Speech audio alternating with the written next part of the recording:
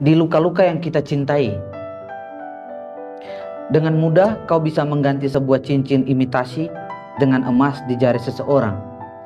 Namun aku yakin akan sangat sulit bagimu untuk menghapus bekas luka di hatinya.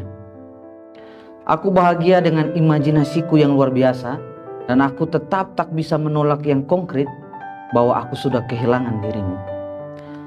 Meskipun pada suatu hari kau akan menemukan seseorang yang sangat kau cintai, jangan pernah biarkan dia yang menentukan ke arah mana kau akan berjalan meninggalkan persimpangan. Aku membuat banyak kesalahan. Salah satunya adalah membacamu sebagai puisi sementara kau adalah novel. Dengan ribuan kata-kata yang berusaha kau satukan, namun maknanya tak bisa kau tentukan. Kau tak berakhir rima, kau berakhir koma. Setiap kalimatmu memukul jantung dan bergantung pada ketidakpastian.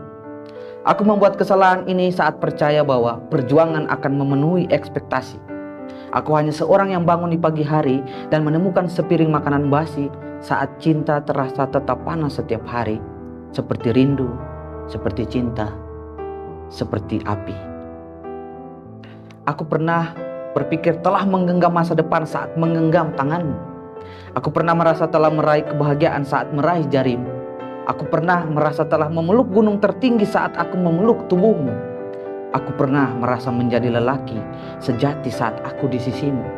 Aku pernah merasakan masa depan bersamamu meski dalam hayalan. Betapa semua itu cukup membutakan mataku untuk tidak melihat duri di kakiku sendiri. Di luka-luka yang kita cintai.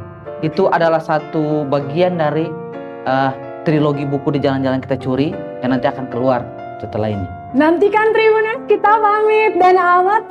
Terima kasih sudah nonton. Jangan lupa like, subscribe, dan share ya.